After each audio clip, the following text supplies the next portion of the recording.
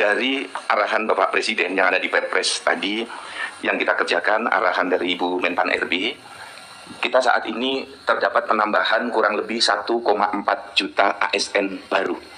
Di bulan Januari 2025, jumlah ASN kita 4,2 dan sekarang 5,588. Dan insya Allah di 1 Desember akan bertambah lagi karena proses penetapan SK untuk P3K penuh waktu dan paruh waktu terus berjalan. Perlu kami laporkan juga di dalam forum yang mulia ini, ASN kita 76% ada di daerah 4,2 juta dan yang ada di pusat 24% atau 1,3 juta. Sekarang dari sisi gender 44% itu pria atau 2,4 juta dan 56% wanita atau 3,1 juta. Yang juga perlu kami laporkan kepada Bapak Pimpinan dan Bapak Ibu anggota DPR RI, Komisi 2, PNS kita 64% dan P3K kita bertambah sangat tinggi menjadi 36%. PNS kita 3,6 juta dan P3K kita 1,988 juta. Dari sisi kelompok jabatan, ASN kita 6% di jabatan struktural, kemudian 63% di jabatan fungsional dan 31% pelaksana.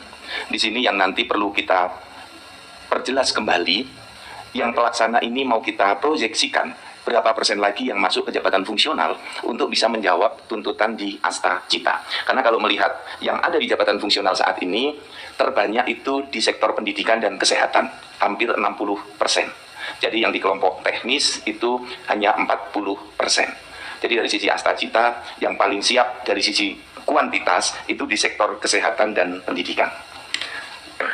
Saat ini sedang proses penyelesaian berbagai kegiatan dalam rangka memenuhi target-target yang sudah ditetapkan. Dari BKN ada beberapa program prioritas yang kita kerjakan saat ini, mulai dari bagaimana kita menghitung, ya masih di slide yang tadi, menghitung peningkatan kesejahteraan ASN, kemudian digitalisasi manajemen ASN, penguatan manajemen talenta, kemudian evaluasi kebijakan manajemen ASN, serta mengarahkan ke kompetensi dan budaya digital ASN. Di BKN ada 3 program prioritas nasional, yaitu kebijakan roadmap penerapan sistem pensiun, penyiapan database profil ASN, dan rekomendasi wasdal sistem merit.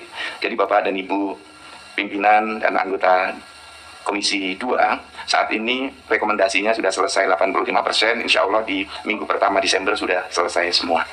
Kemudian dalam rangka pengembangan karir ASN, di BKN mengembangkan 8 kebijakan baru yang isinya adalah lebih melindungi, memudahkan dan membahagiakan para ASN.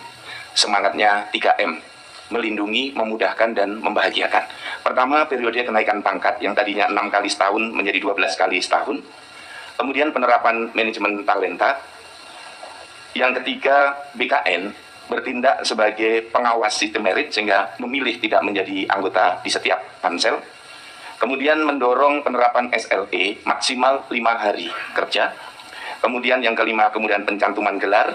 Keenam, periode uji kompetensi jabatan fungsional kepegawaian yang semula 4 kali setahun menjadi 12 kali setahun. Ketujuh, kemudian pencantuman gelar profesi. Dan kedelapan, pangkat ASN tidak terhambat karena pangkat atasan yang lebih rendah dari pangkat staf. Kami laporkan juga, Bapak dan Ibu, dalam rangka kebijakan nasional, BKN membantu kementerian dan lembaga. Kementerian Pertanian mengalihkan 34.360 orang jabatan penyuluh pertanian daerah dipindahkan menjadi jabatan penyuluh di tingkat nasional. Kemudian di Badan Gizi 32.000 formasi penentuan potensi dan rekrutmen guru dan tenaga pendidik untuk sekolah rakyat 5.044 formasi. Pengalihan pegawai non-ASN pada program Koperasi Merah Putih diproyeksikan 59.217 orang.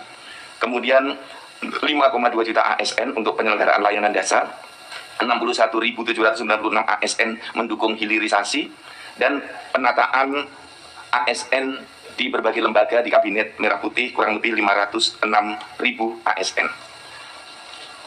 Bapak dan Ibu yang kami hormati, terkait dengan KPI BKN, beberapa hal di halaman 11 perlu kami laporkan.